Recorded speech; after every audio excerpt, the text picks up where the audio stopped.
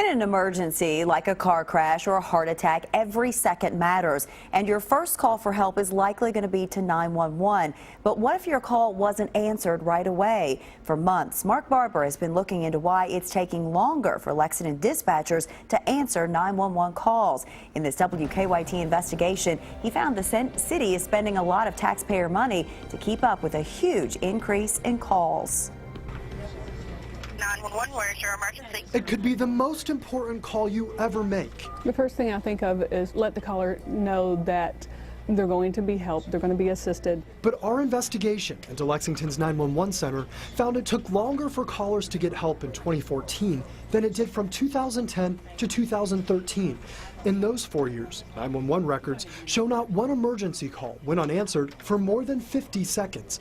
But last year, that changed drastically. Call center documents obtained by WKYT show 42 911 calls rang between 51 and 60 seconds before they were answered. Certainly there's concerns anytime the call takes more than, say, 10 seconds. We have a concern. 911 Director Robert Stack says while it is concerning, the 24 call takers in the 911 center are answering 95% of calls within 20 seconds, which is within national standards. Do you need police, fire, ambulance? For years, 911 calls were transferred to a secondary call center at the fire department if they rang more than 30 seconds. To be more efficient, this summer, the city started waiting 60 seconds to transfer unanswered calls.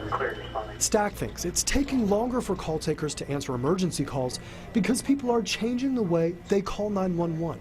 What we are seeing is a phenomenon that all 911 centers around the country are seeing, and that is when the public sees an event in a crowded area, such as a major intersection here in Lexington, the mall, or someplace like that, everyone that has a phone, it feels like they're picking up their phone and dialing 911.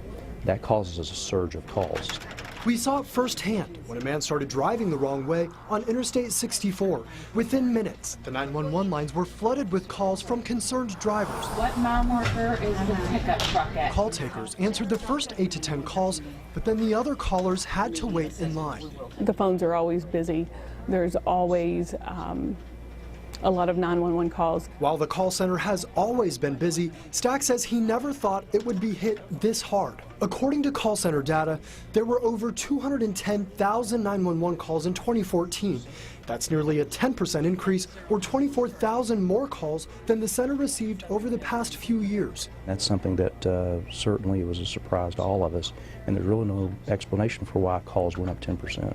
Not only is call volume up, 911 documents show abandoned calls skyrocketed 180% last year. Calls are classified as abandoned when the caller hangs up or accidentally calls 911.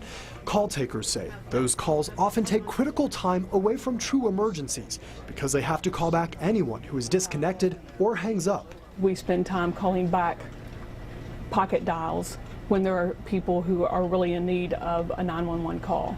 So is that frustrating to you? Very frustrating, because obviously you want to take the higher priority calls first. We lose a lot of valuable time and resources for things that are not emergencies. Trying to keep up with all the calls comes with a price. You keep up with it by taking more of the taxpayer dollars. According to documents from the city's budget office, temporary employees in the call center cost taxpayers more than $83,000 in 2014. Compare that to an average of $47,500 taxpayer dollars that were spent in 2011, 2012, and 2013. Let me get the fire department on. Stack says the temporary employees helped answer phones on busy days, while 3 new employees were still training. 911, where's your emergency? Call takers say it's a race to keep up with every call, every minute of the day, because the clock is always ticking. Seconds matter. Call center and the fire call center will consolidate into a new call center that will be here on Cisco Road. The 911 center director says they will have more people on hand to answer calls, so he thinks the move will make the longer 911 wait times a problem of the past.